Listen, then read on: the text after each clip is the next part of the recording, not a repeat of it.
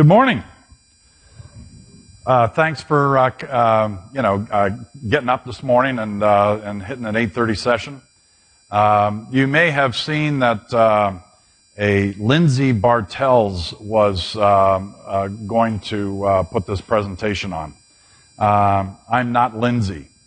Lindsay actually used to work for me when I was with Brunswick as our group sales and event national manager, reporting to me, and she's a fantastic, has fantastic knowledge on the industry of sales, and we had a great time working together. On another platform, you may have seen somebody named Joe Demanzik. His name pops up on the app for this.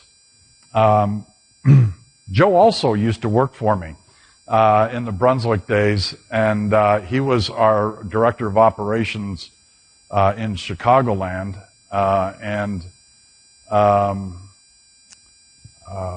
was formerly ran the marketing department for Jillian's. He's a great operator. So I don't know. Somehow or another they got to me.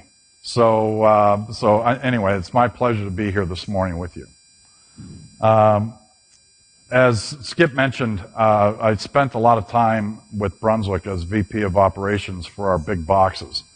And over the course of time, we had 14 units we finished with, and we built, prior to the recession, we were building at a fairly good clip, 3 a year. And through all that time, the sales force was extremely important to me. So consequently, I was involved heavily with goal setting, compensation, and selection.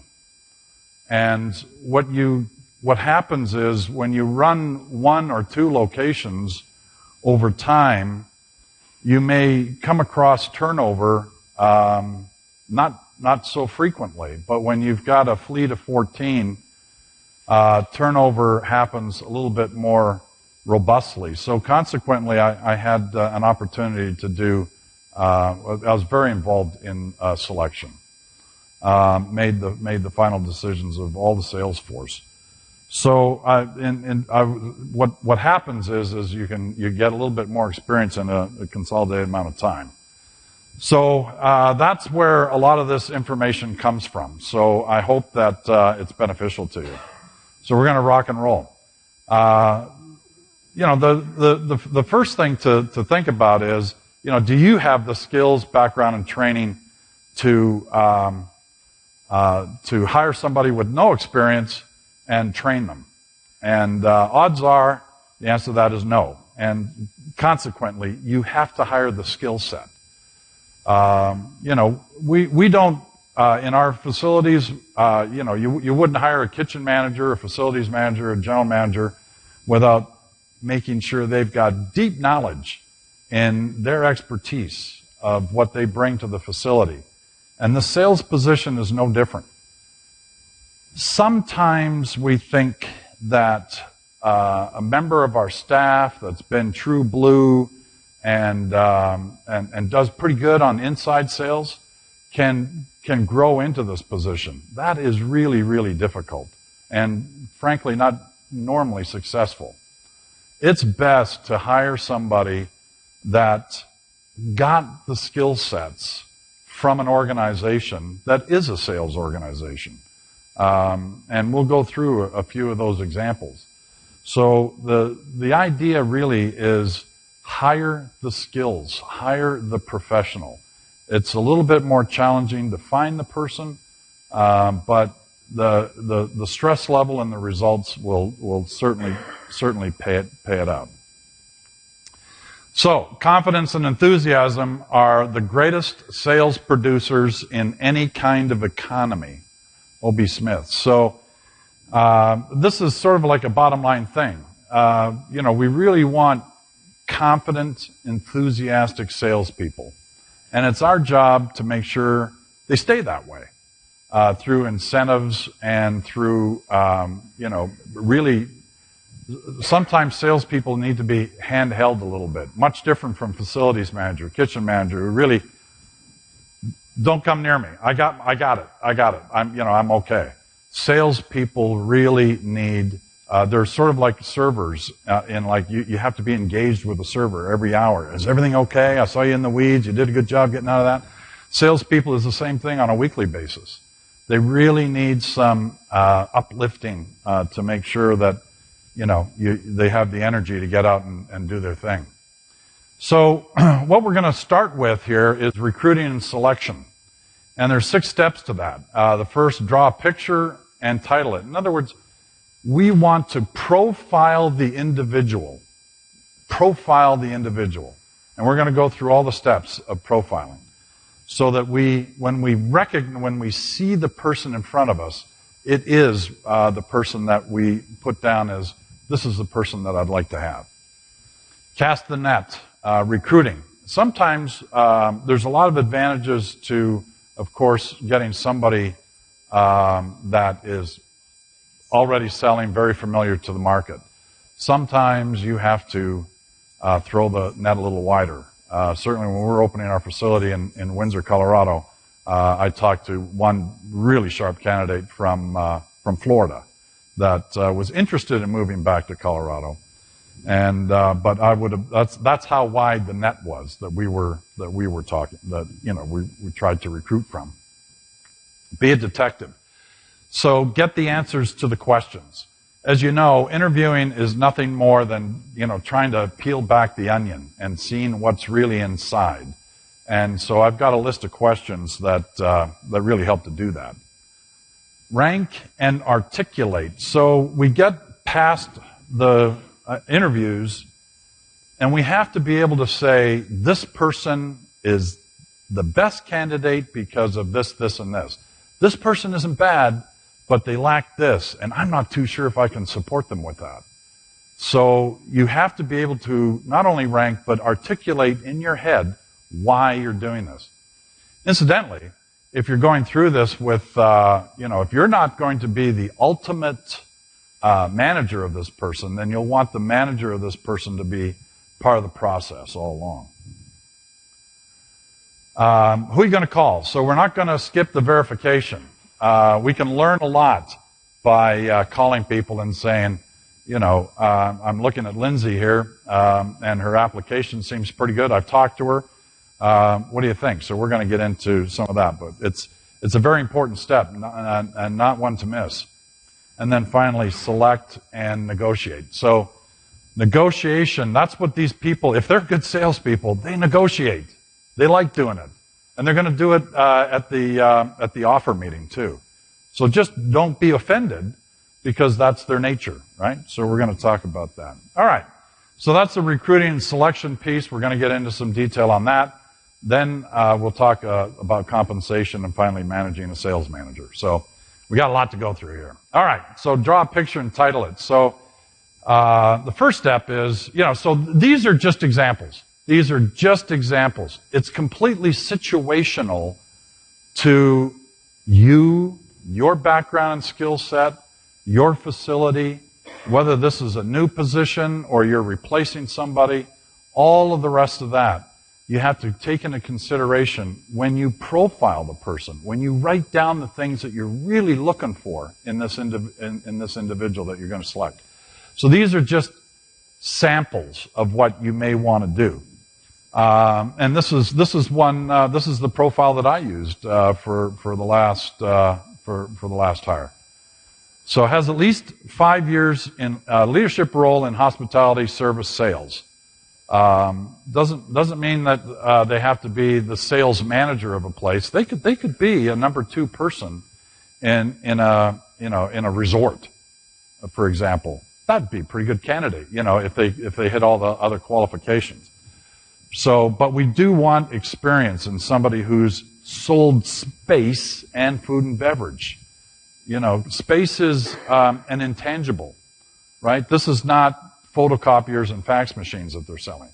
So they have to be compassionate sellers as well. And they have to understand that they're selling value, not objects. has setup and service experience. I thought this was important, especially with a new venture, because this person was responsible for client relations. And so I wanted somebody that knew what a good room looked like, knew how to set up a good room, knew how to set up a buffet line, had their way of doing it, and had reasonings for their way of doing it, had an eye for it, had an eye for soft touches, seasonal touches, that kind of stuff. So that was important to me. Motivated by variable compensation. All right? So, yeah, you want somebody who gets a little bit of fire in their eye when they're talking about, their bonus and being pretty passionate about it. I was just totally delighted this past, it was like December the 10th, and I went into the sales office and asked Joy, how you doing? She pulled up her calculator, did one of these things and said, there's my commission so far this quarter. It was like, oh man, I love that because she's on it. She's motivated by that. It's really neat. Has worked with booking software, right? So certainly there are various software platforms available. I use Reserve Interactive. I like it. I used it all through Brunswick, and we bought it when we opened our new facility. But some people may have come from a background where they just did everything on documents and spreadsheets. So the reason the software is so important is it guides you all the way through the entire cycle, including the customer relations management, all the follow-up and so on. So these programs are very important to a organized salesperson. This is an interesting question. Sometimes you don't even have to bring it up once you've gone past that first question because they said, well, I checked you out on LinkedIn too. And so they'll go through a couple of things about you. Or they'll say, my former boss knows you through this connection and thought this would be a good match for me. The place has a great reputation. I'm done with selling funeral services. I want to sell fun. Those kind of things are good. But this is a question where if they're not enthusiastic, then we've got, you really, an awful lot of structure. And most of our places don't have a lot of structure, right? There's a lot of times where we just have to shoot from the hip. I mean, pop-ups are, in some places, a third of the business is a pop-up, Friday for Friday night. So you need somebody who's, and be able to do that. So somebody who's really, comes across like, well, I like to have a sales meeting at 8 a.m. Monday morning and then just, starts to drone on. I don't know. This one might not work because we really have to roll with it. So that's a great question. If the answer is if they're allowed to work independently, positive. I like that. They want to set their pace and go. As long as they're going, then that's a good thing.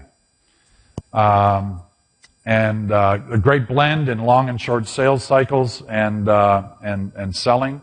So if they're good at selling stuff that is coming up, they want it tomorrow, or if they're good at selling Christmas in July, that's great too. If they say that they like to be involved in the business in more than just sales, that's a positive. That's a good thing. We want all the minds that we can to help us operate more effectively, more eyes to see where we're missing on guest service opportunities. So if they're centric in that way and they feel like they would like to be a part of it, not just be, sort of like the sales department that isn't part of the rest of the team, that's not all that great. We want them involved. What background, skills, philosophy do you bring that adds value to the organization beyond sales? So we want to find out a little bit more about their background beyond just sales because we want to know what can they bring to the table. So these are a few things. If they were heavy in operations before, but their passion is sales, that's good for us, right? That's good because they can help us be, better at what they're doing, at what we're doing. If they've had regional and national brand experience, I mean, you got somebody who's, been with a Marriott or been with Maggiano's or something along those lines that has had a solid sales force and take sales very, very seriously, those strong national brand backgrounds typically bring good skill sets as well, and some structure. Former chamber employee or board member, I mean, chamber people are crazy. I mean, they're like Bart Berger all day. They just, they want to get things going and organize stuff and all that kind of stuff. And especially if it's the local chamber, then they're well connected as well. Maybe they bring a training background. So, who couldn't use a little bit of training structure? And if you're hiring somebody that, oh, by the way, happens to have this, that's going to help the organization. So knowing a little bit more about what their background and skills that's value added to what they're bringing for sales is really a cool thing. So here's a pretty direct sales question. Is cold calling dead? And there's multiple answers, but they all kind of have the same theme, right? No, heavens no, gosh no. I mean, cold calling is still a big, big, big part of sales, and it's one that a lot of salespeople don't like. They want all the warm leads. They want even bot leads and that kind of stuff. But when things start to get a little slow, they've got to start, making some cold calls. And that doesn't mean, knocking at the door at the factory. That means starting with a place that you have no connection to. You're not connected to LinkedIn. Nobody that you know is connected to LinkedIn. You're really making a cold call from the very beginning. So they have to be able to pull that apart. How do you generate leads? This is a great question, because now you start to find out a little bit some of the things that they do. And if they're going along the line where I ask my clients if they know somebody that I can help. I mean, God, what an answer. That's just like perfect. Because what's happened is they have enough confidence to ask the client that because their sales process was so solid that they have the confidence to ask the client, do you know somebody that I can help? That maybe my services and our facility will be able to help them. So there's a lot of confidence in that question, and so it's a great one. If you hear that in an interview, that's a real perker upper. Work closely with hotels, chambers. So in our business, we really need to make sure that we've got a lot of fingers in the market, right? We want to have all these connections with salespeople in hotels, tight with the chamber and the Convention and Visitors Bureau. And they're saying, I get leads from these people all the time because they tell me about stuff that's coming in 3 months from now. And LinkedIn, if they say, I use LinkedIn quite a bit. I do a lot of mining in LinkedIn to, find my new leads. That's a great one. So it's a great question, and how they come about, how they answer is very helpful. What's an acceptable group return rate for you?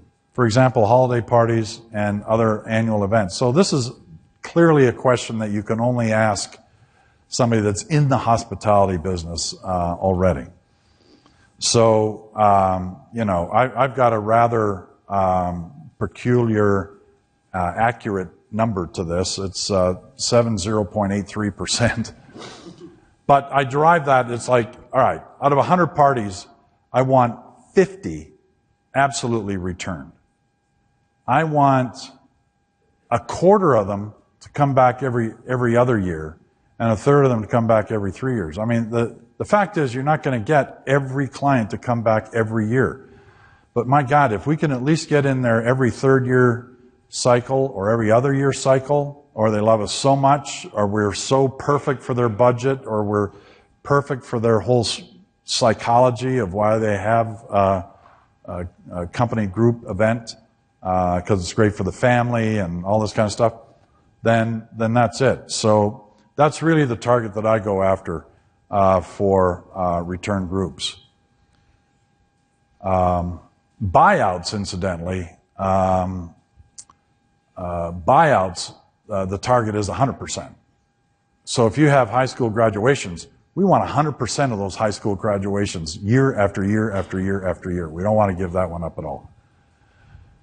What types of product services have you sold, and how did you sell them? So pretty open question, but we want to get we want to figure out a little bit about how they go about selling. So the last thing we want, and actually when I was operating standard bowling centers, the way we sold was, for $19.99, you get this, this, this, and this. That was sell.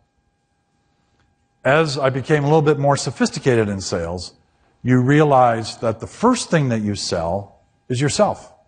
So the first thing the sales manager wants to sell is a relationship, and build a relationship and trust, and that I can help you with this, and I'm engaged with you, and I'm excited about your event.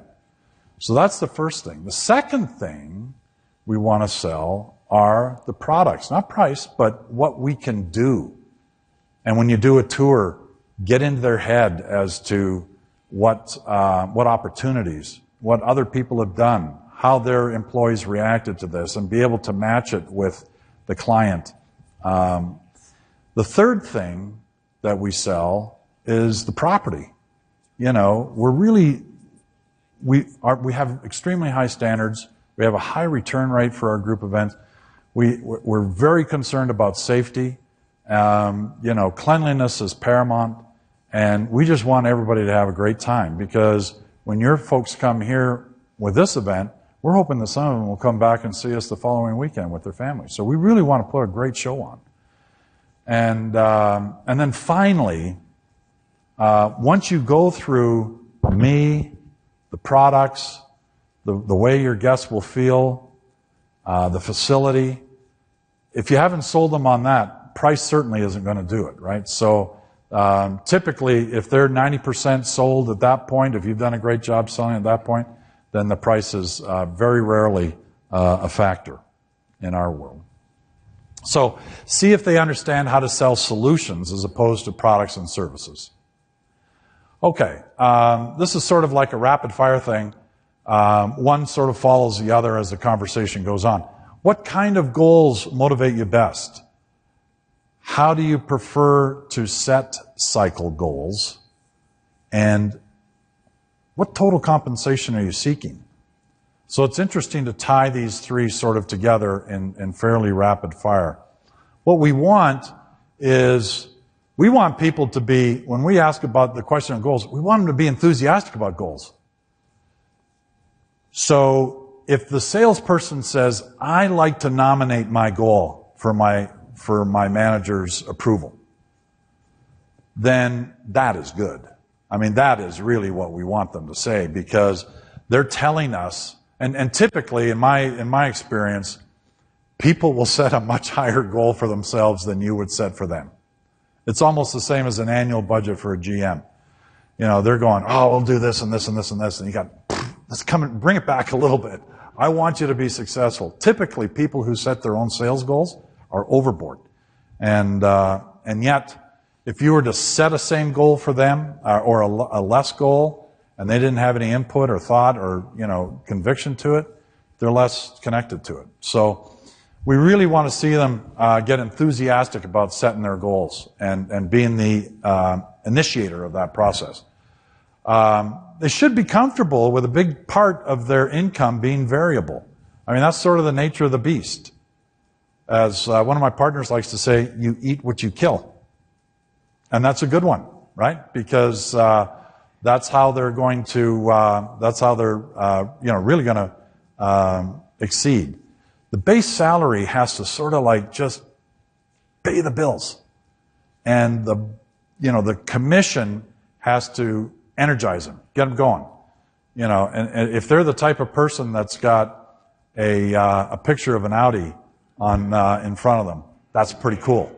That's pretty cool. You want them to have those kind of goals for themselves. Don't be turned off initially if they start when you start talking about compensation. Don't get turned off, because it is a negotiation. And a good salesperson will lead off with a number they know is too high. so that's just part of their DNA. What were your goals for the past 3 years, and did you meet them? Followed by what was the reason for your success, or why didn't you meet the goals? So certainly they should be able to articulate what their goals were and how they did against it. So I had a $250,000 goal, and I came in at $280,000, which happens to be exactly 10% over the goal. And how'd you do that?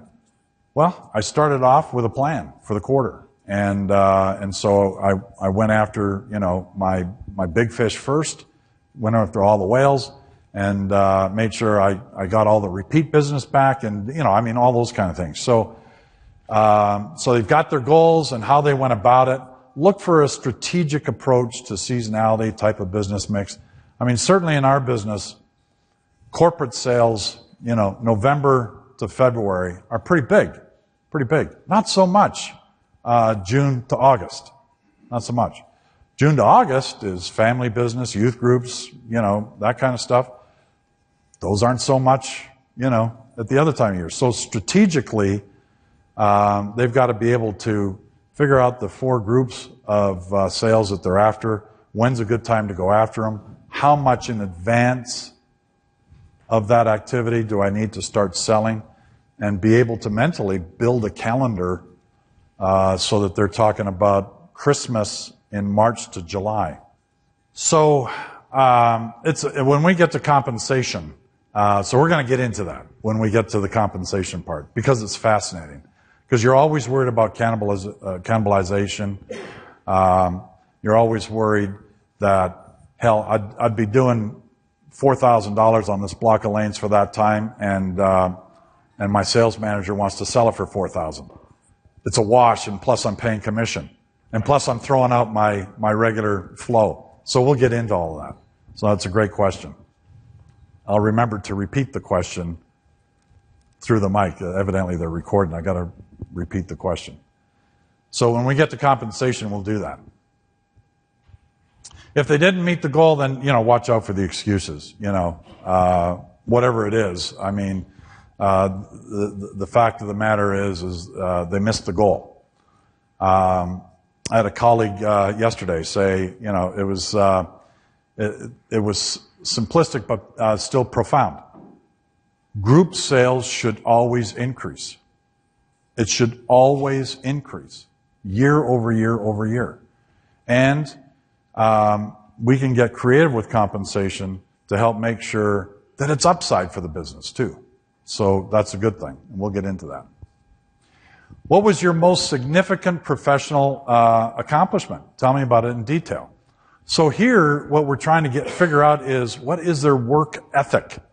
How hard will they try to do the right thing? So a big accomplishment gives them something to talk about, and you can keep drilling down a little bit to figure out, well, how exactly did you go about doing this? Who did you have to bring in? What did it cost? Did everything work out well? And what did the client think? And so on and so forth. So, and how did you find out what the client thought? All of those kind of things will help tremendously in making give you a little insight as to what the person's work ethic is. It's the equivalent from the operations side. This is a question I love to ask.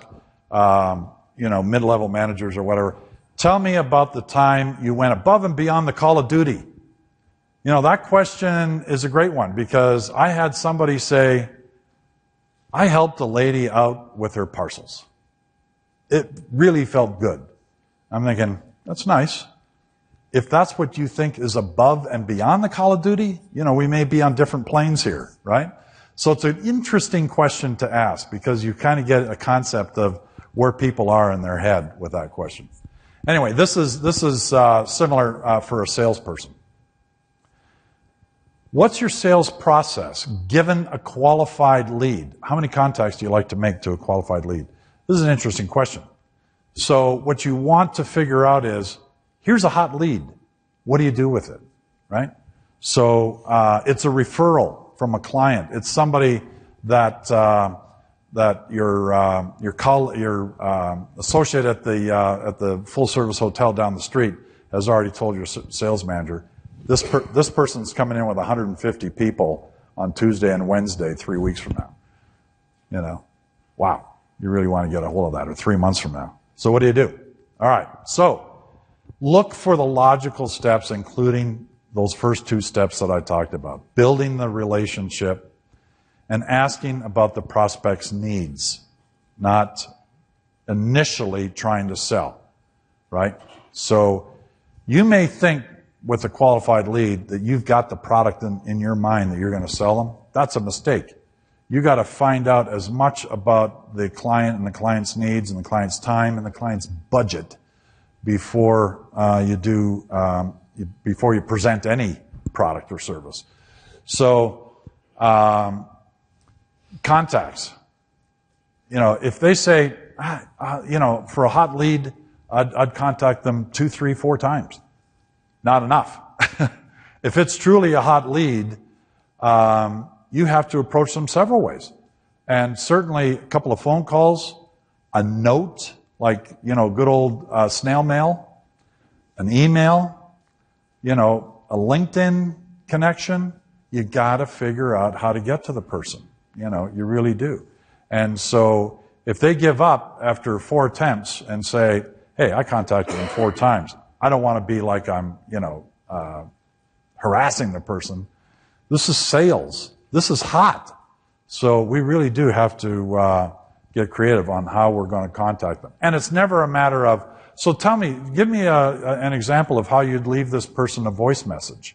That's a great question. I don't even have that on here, but that is a great question, because you want to hear that they're there to help the client, not that they're there to sell an event. That's the kind of voice message that you want them to be able to leave. How do you overcome buyer objections, and how do you handle price objections? So, you know, so when you ask those questions, you ask for real live situations.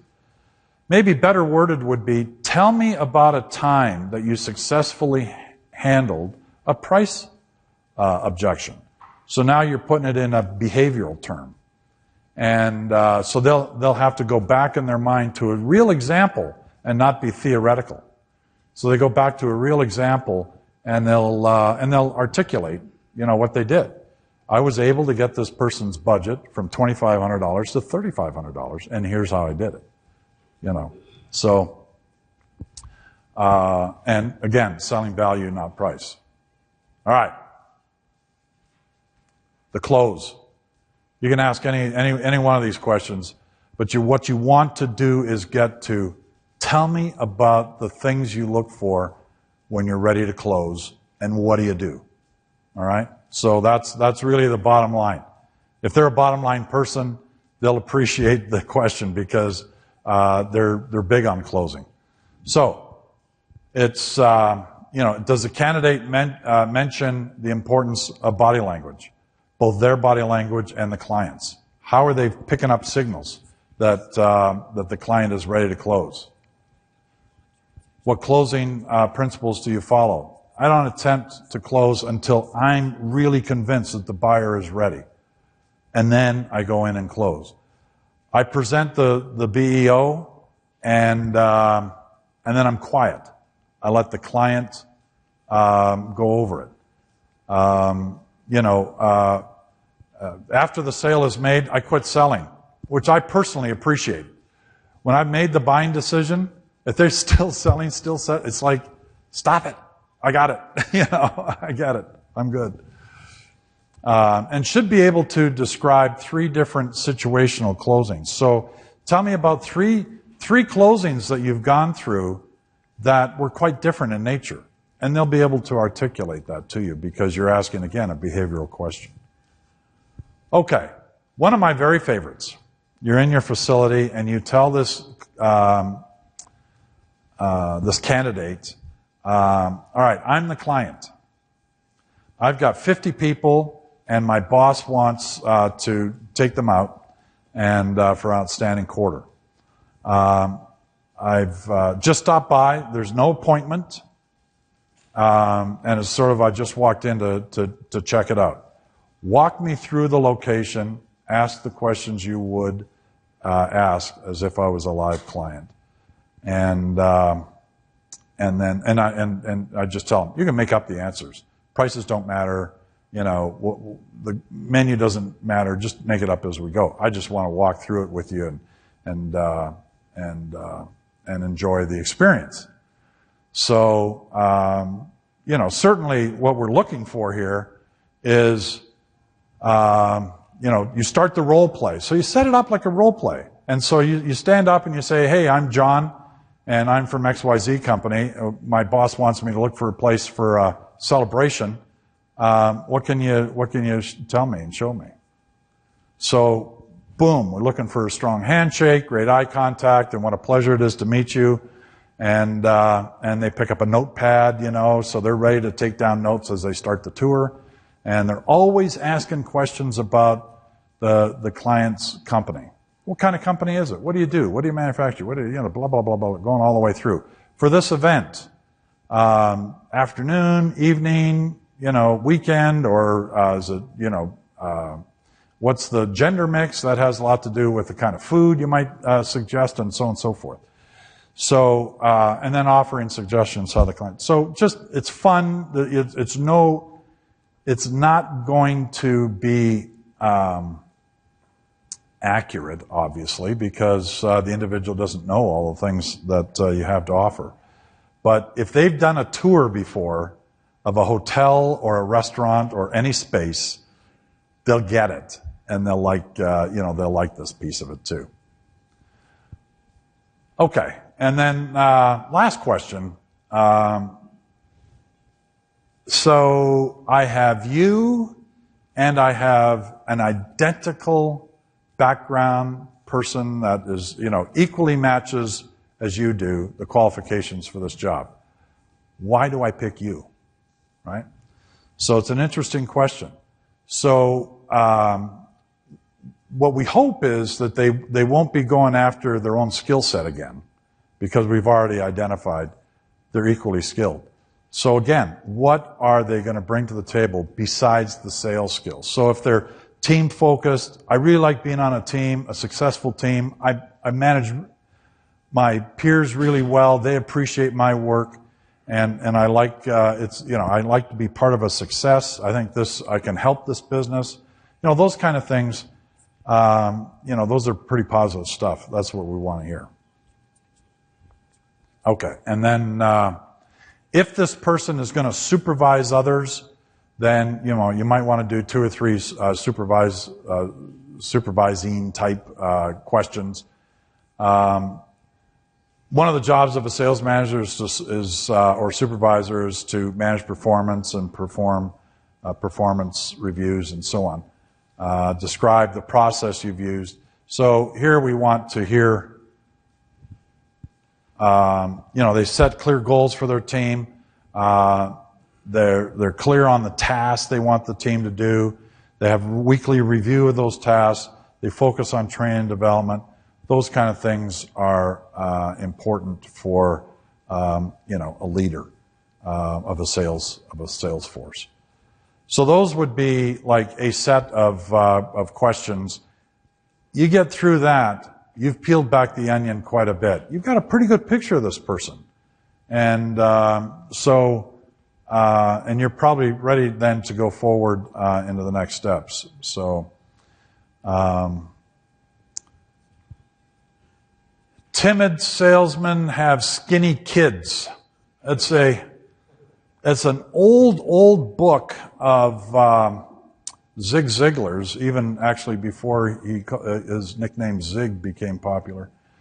But I think this book goes back to like 1940 or something like that. So sales, being aggressive in sales is important. Okay, so as we start to get to the point where we rank and articulate our Candidates, the first candidate becomes the benchmark. Everybody else is either above or below that person, right? So it's there's no big science to this. But you have to be able to articulate in your mind why they're better, why they're not. Then it's who are you going to call? Ask for a list of references. If you're interested in this individual, ask for a list of references. A lot of times they say, references available upon request. Ask for them. If their former employers aren't on that list of references, ask if there's a couple of those that you could call. Would you feel comfortable me calling Mr. Reynolds? Yeah, I think I would. Or, we sort of left on tough terms. I'd prefer that you call this person and this person. That's fine. Not everyone's going to be separate. It's going to be happy. So then you call them, and you just ask them, how do they do with their goals? How do they work with the rest of the team? That's important in our business. People have to be able to work with the rest of the managers, right? That's really important to us. How were their communication skills? What feedback did you get from their clients? Would you rehire or recommend? It doesn't have to get into a lot of detail, but you just want to make sure that this person's sort of aligned with you. And it is truly amazing how people will sing. I mean, if they're corporate, they're probably saying, I can only give you dates of employment and job title, right? But if it's a mom and pop place, they may just really well sing, and that's cool. So it's worth asking. Be ready to pick up something in the tone of their voice even, right? Well, we don't really rehire people that left us, sort of a signal.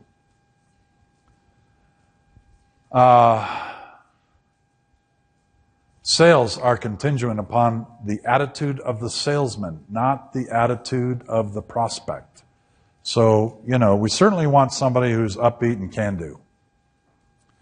Select and negotiate. The tighter the difference between 1 and 2, if you're almost at the point where, I could flip a coin and I'd be happy with either one of them, then the negotiation is on your side. You can do a little bit better perhaps. But if there's a long distance between 1 and 2, you got to land that number 1 person, right? So you got to be a little bit more lenient, perhaps, in the negotiation. When you're ready, extend a nice written offer with the comp plan attached. Okay, woo, a lot of questions there. I put a couple of slides together just on organizational alignment options, because there's 3 that are pretty common in our industry. There's some pluses and minuses to each one of them. First one is the sales manager is responsible for everything: group sales, birthday sales, and setup and service. So everything falls into their bailiwick. The second one is sales and birthdays report to the sales manager. F&B handles the setup and service of the group. In other words, F&B and operations do all the execution. Sales sells. C, group sales and birthday sales report to the sales manager. Birthday execution reports to operations. Food and beverage handles all the setup. So when we look at that first example, this is the org chart. So the party hosts that handle the parties report to birthday sales, who reports to a sales manager. Banquet staff reports to group sales, reports to... It's pretty complex. It's soup to nuts. People have to be good at a lot of things. And sometimes that's the way in maybe in a lower volume place. This is like, this could be 3 people, that handle all of this, right? And work the desk part-time, whatever the deal is. But still in all, from a structure standpoint, this is it. In a higher volume organization, this can be an issue, because if this person and or this person is responsible for setup and service, those pop-ups all of a sudden are answered in a less robust manner, meaning they want to come in tomorrow night. That means I got to work tomorrow night. I don't want to work tomorrow night. I think we're out of food.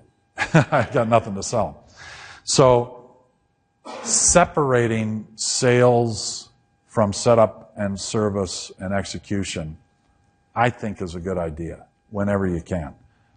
I'll sell. It's up to you to deliver, right? It's no longer my headache, but my job is to sell. So, which is this one.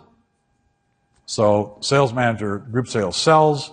Birthdays still execute through sales, but the F&B team handles all the execution. So in this case, BEO meetings every week are really, really important, into detail, because the sales manager has to communicate to the execution team the vision of the client. This is what the client has in mind. And it's this person's job to get that across to the execution team. And then this is sort of the same one, except for the party hosts for birthday parties are under, a bowl manager, attractions manager, whatever. So, and then in this case, it's just selling. Let me stop there for a minute. Anybody have any questions or comments about organization setup? Yes, sir. Well, it's if there's somebody that is getting a commission on birthdays, then it's that person. Whoever's responsible for the monthly or quarterly goal, it's that person. Because it is a huge upsell opportunity. We have 3 opportunities to upsell a birthday party. When we book, when we call on Wednesday or Thursday to do all the confirmations, and then certainly when the birthday walks in. And they're all great opportunities. When you book, some parents are like, oh man, I don't want to get committed to too much stuff here. When you call to confirm, how's everything going? Is Sally excited about the party? We're really excited to have Sally here. We're all set. We're ready. Jessica's going to run the party, and she's one of our best. I noticed that you didn't add laser tag. We find that really makes a difference to the whole experience, and here's why. And do you want me to add that on for you? It's just like, boom. 8 out of 10 times you're going to get that, right? If you ask for it, right? So, and there's other things you can add on. If you sell cakes or big cookies or whatever it is, that's a great add-on thing. If by Wednesday or Thursday that's still on their to-do list, that's a sale that you just made just by asking that. And put across as it's we want to help you. We want to make it right for the party and a memorable party. Absolutely. What I find is that we ask our birthday party coordinator we have 4 different parties primarily, right? 2 bowling, 2 games. So how many parties do you sell? How many kids? For the period or the quarter or whatever. And what was the extension? How much was it? So I can take the base price of the party, see how much revenue they totally got out of that party, and see really what the upsell was, right, for that category, which in a lot of cases is like 30%. So if you don't have somebody taking advantage of all 3 of those steps to upsell, if you're not at least 30%, and we're not where we need to be, I'm happy, but I'm not settled on it, right? We want 40%. So there's always a little bit more that we can do. But that's a way to measure the effectiveness of the upsell. Okay.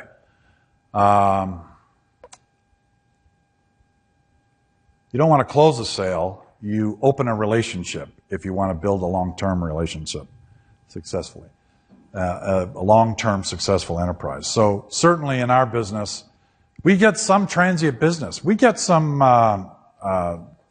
conference. We're closely associated with a highly successful full-service hotel. And when they get 3-day conventions, even the client wants to get people off property. And their salespeople know that they can depend on sending them to us and that we're a great alternative to what they sell in their hotel and so on and so forth. So we're not really competition to them in that sense of the word.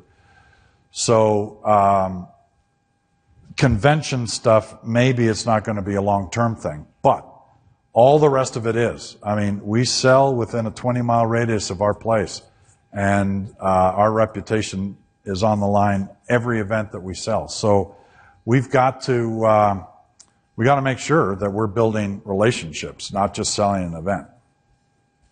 Okay, here we go with compensation. Of course, the business is wanting a lower base and a higher variable. That's what the business wants. I'll pay you based on what you do kill. The sales manager, typically, well, you know, a lot of them, they want to hedge their bet. They want a higher base and a lower variable. My opinion, 50-50 is ideal. Whatever the compensation plan, it should be pretty easy. In other words, they should be able to pull out a calculator and say, here's where I'm at, you know, with a couple of keystrokes.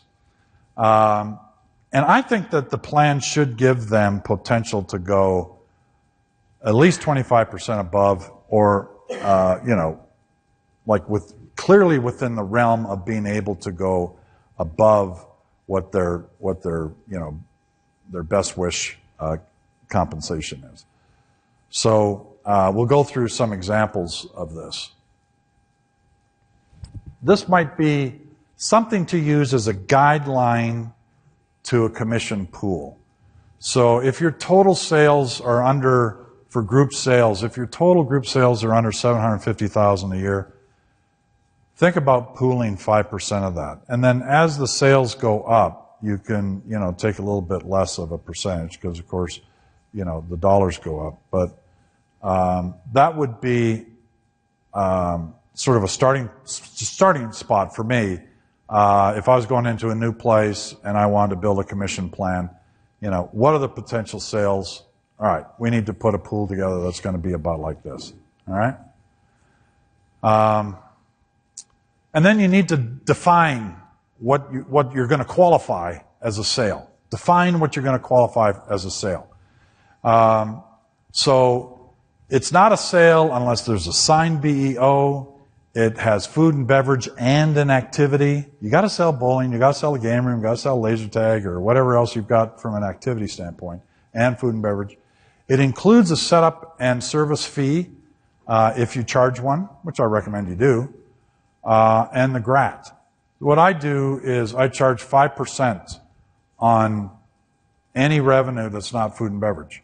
Bowling, game room, laser tag, everything else.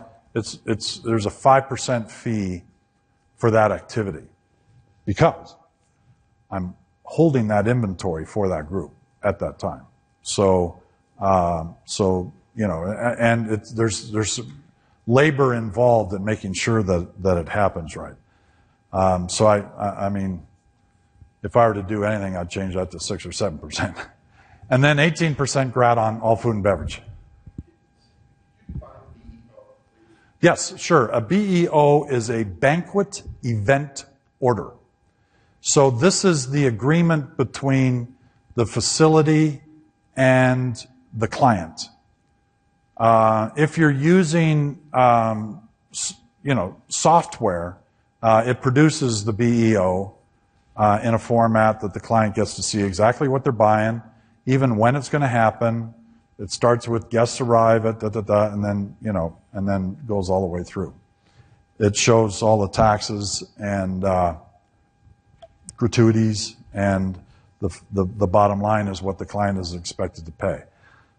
We take a 25% deposit unless it's a holiday event. We take a 50% deposit, and then the balance is due that night.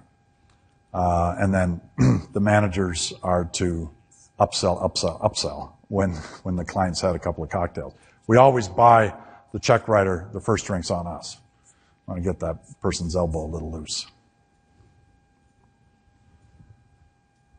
So that would be the qualifications, an example of qualification. Whatever you do is up to you. But just make sure that you're fair with the person, that this counts towards your commission, this does not. And maybe examples of what doesn't count. And this is what I expect you to do, because you get a base salary. So the base salary covers these things. So I want you to take care of all the schools. The end of season graduation parties that are pretty optional, and you have a chance to upsell on, I don't mind that going on a BEO. But when it's the PE class or, it's a bowling-only outing, then you set that up, and that doesn't count towards your goal, because it's probably $1.25 a line, or whatever the deal is, right? Youth groups, donation requests. I expect you to handle all donation requests. It's a slow day when we don't get 5 or 6 of them. And so I want that to go to the sales manager so that he or she has a contact, a point of contact. If I'm going to give you something, I want to know all about you, and maybe you're a future sale for me. So there's a lot more in it for this person to manage donations of, 2-hour game passes and that kind of stuff. Don't ever give them a check and say, yeah, you can write anybody a $250 check if they ask for a donation. We don't do that at all. Nonprofit fundraisers, they should, that's part of your community consciousness, is to be a place to have a fundraiser. You have to set up the parameters that allow for it, and then you turn it over to the salesman and say, here's what I proved. So, just follow up with it, make sure it's all booked, communicate with the client, and make sure we're successful with it. Attending meetings, going to expos and fairs and all that, that's all part of the base salary. So now you've defined what is commissionable and what is not. What I've found is that it is amazing how much our business is spread thin. Our booked business is spread right across the year. So as mentioned, the first quarter and last quarter are pretty corporate heavy, but Q2 and Q3, there's a lot of sort of non-traditional stuff to sell in family milestone celebrations and youth group outings and all this kind of stuff. So I find in FECs with the 14 XL locations, that's where it came in. We were at 50% by the end of June, 50% in Q2 and Q3, just set up a little differently there. I find in the hybrids, it's heavier in the make months and a little lighter in the need months. But that would be if you set up an annual sales, if you've had no history at all and you set up an annual sales goal, you could probably break it up in that and be pretty close. Okay. This is like a common commission plan. So if the annual sales for group sales is $1 million, based on the previous slide, this is how it might roll out in a hybrid. And this is how, we can set things up. Your commission is 0 until you hit 75% of the target. And then you get 2% of everything sold. So in this case, for Q2, 75% is $150,000. That's when it starts, right? So then they get 2% of $150,000 would be $3,000 if they came in at 75% of Q2. They hit 100%, they come in at $201,000, they get 3%. Right back to $1. So now their variable income is $6,000 for hitting the target. I like to see a little uptick in but I do it on an incremental basis. I don't go back to $1. So if they came in at $220,000, well, let's say $240,000. $240,000. If they came in at $240,000, they would get 3% of $220,000, and then 5% of $20,000 that goes. That is incremental above the goal. All right? So, and then even higher. I mean, when you have somebody that is $10,000 away from hitting this number, man, they are really going to go after it. When they've already achieved this number, there's 4 weeks to go, they're really wanting to get up here.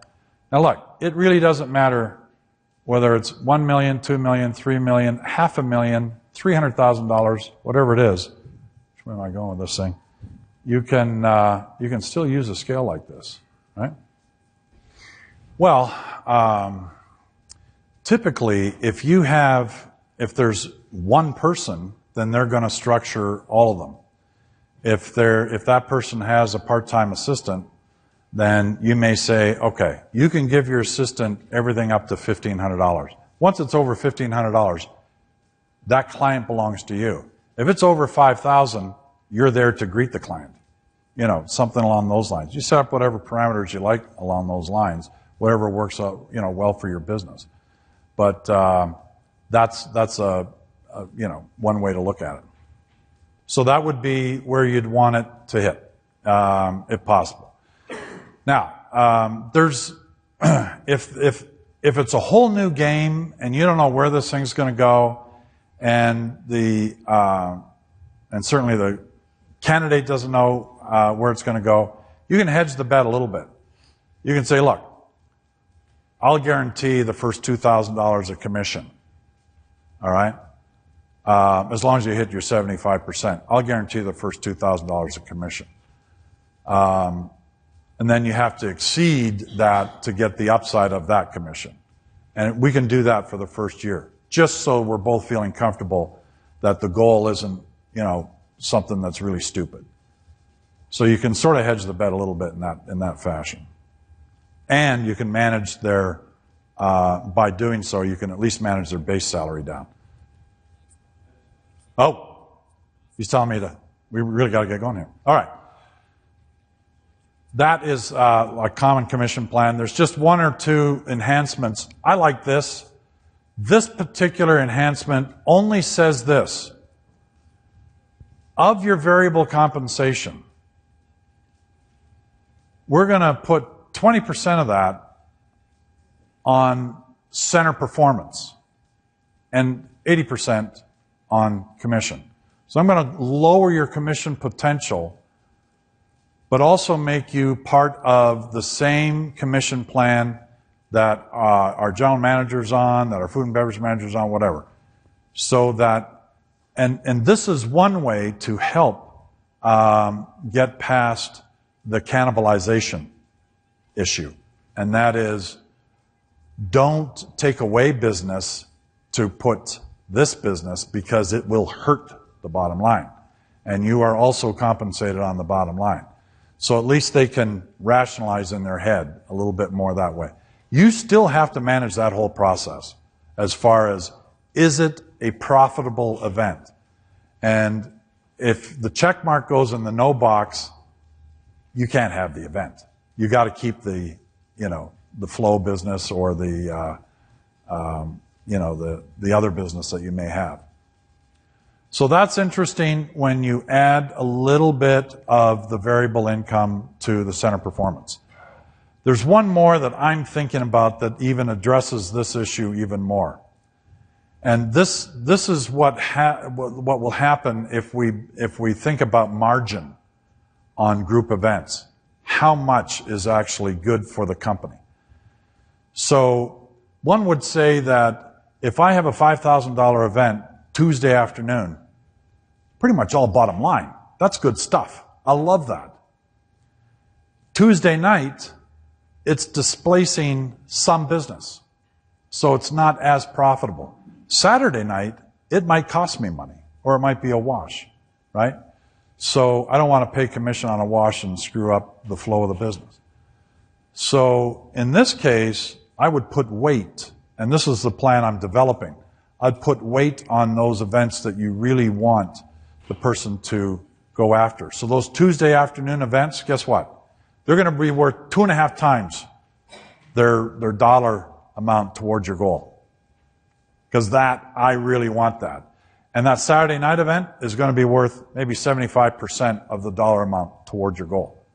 Right? So now you're handicapping the event on a profitability standpoint, on a margin standpoint, and you're incentivizing what you really want, and that is people to go out and sell to corporate groups that need a place for the afternoon or a weekday evening at least. So that's going to be fun. I'm going to work on that one. It's not your customer's job to remember you. It's your obligation and responsibility to make sure that they don't have a chance to forget you. So we want to be memorable to all of our clients. Okay, last piece is measuring. Yes, sir. No. So you push them towards where you have inventory. Unless you're sold out, open to close. Well, so either you manage the goal down because the inventory, for that period, they've got 1 month to sell, really. If November and December are booked out, they've got October to sell. So, but they're going to, January starts a whole new year, a whole new budget for most companies. So, and what a lot of situations happen is salespeople drive all the way to the end of the fourth quarter, and then all of a sudden it's January 2nd, and they haven't got one flipping thing on the books for the first quarter. So they can be selling like crazy in November and December for January, February, March. So, if you can internalize that that's what they're doing, you're not getting their salary back that week. You're investing in a great first quarter. That would be the way that I would attack that. Absolutely. I will sell Saturday night at 8 o'clock. It starts at 20,000. That's where it starts. That's a guarantee minimum, right? So if the demand is there, you can get the price, to your point. Yeah? Is this person under a contract, or how do you... No, they're an at-will employee.